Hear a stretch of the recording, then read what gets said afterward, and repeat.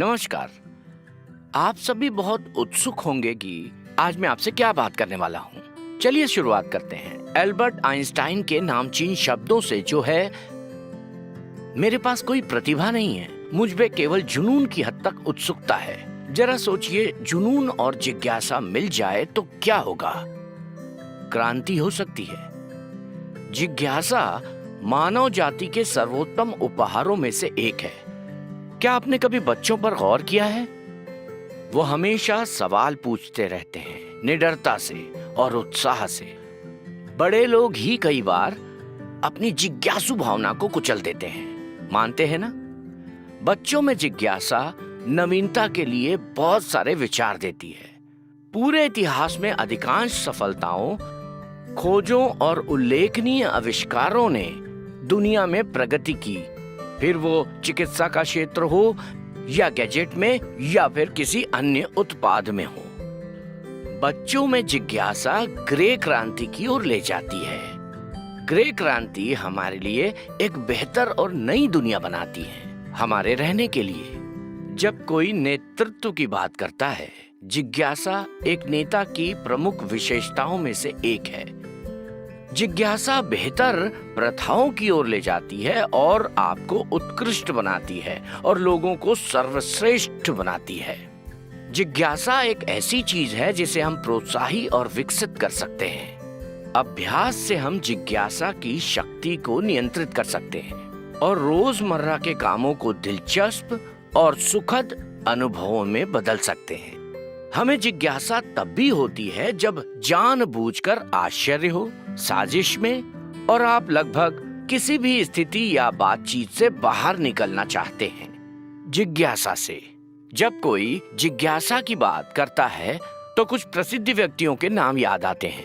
पहला, डॉक्टर वर्गीस कुरियन। आप सभी इनको जानते होंगे। डॉक्टर वर्गीस कुरियन को हम जानते हैं the father of the white revolution in India. Doctor Verghese ने दूध की आपूर्ति को बढ़ाने में महत्वपूर्ण भूमिका निभाई थी। 1950 के दशक में इन्होंने शुरुआत की थी हंगर इंडेक्स की। उन्होंने अपने अभिनव कौशल से गुजरात के छोटे से शहर आणंद में एक क्रांति लाई जो अमूल इंडिया का मुख्यालय है।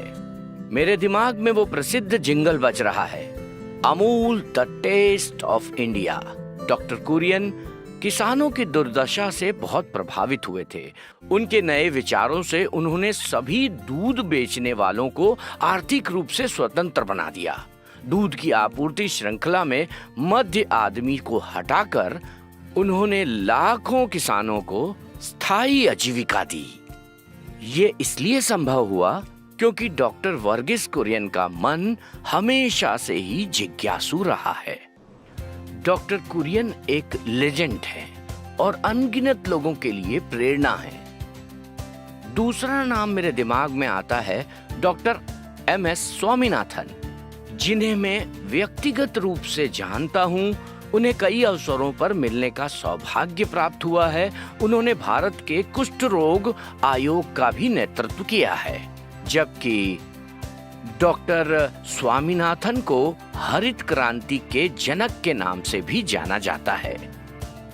Doctor MS. स्वामीनाथन भारतीय आनुवांशिकीविद हैं और भारत की हरित क्रांति में अपनी भूमिका के लिए जाने जाने वाले प्रशासक हैं। इसमें गेहूं और चावल की उच्च उपज किस्में लगाई जाती हैं।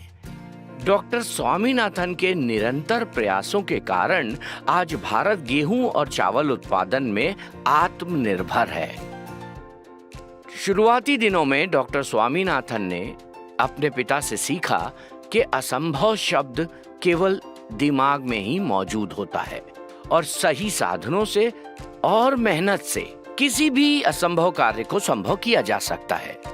18 वर्ष की आयु में उन्होंने 1943 के ग्रेट बंगाल के अकाल को देखा और अपने अनुभवों से उन्होंने भारत की भूख मिटाने के लिए अपना जीवन समर्पित करने का फैसला किया। उनके जिज्ञासु मन ने भारतीय कृषि परिषद में खोज की, जिसके परिणाम स्वरूप उच्च उपज देने वाले संकर बीज। आज 95 वर्ष की आयु में भी युवा स्वामीनाथन का मन एक बच्चे के मन जैसा उत्सुक है। और वर्तमान में दुनिया में हो रही सभी नई खोजों से वो अवगत हैं। तो बच्चों, मैं कहना चाहूंगा कि जिज्ञासा बिल्ली को नहीं मारती, बल्कि जिज्ञासा की वजह से वो बिल्ली नए नए तरीके ढूंढती है अपना पेट भरने के। हमेशा अपने मन को जिज्ञासु रखें। जिज्ञासा आने वाले दिनों में एक क्रांति और नवीनता ला सकती है। क्या पता कल को आप आधुनिक दुनिया के अगले वैज्ञानिक बन जाएं। भगवान सबका भला करे। धन्यवाद।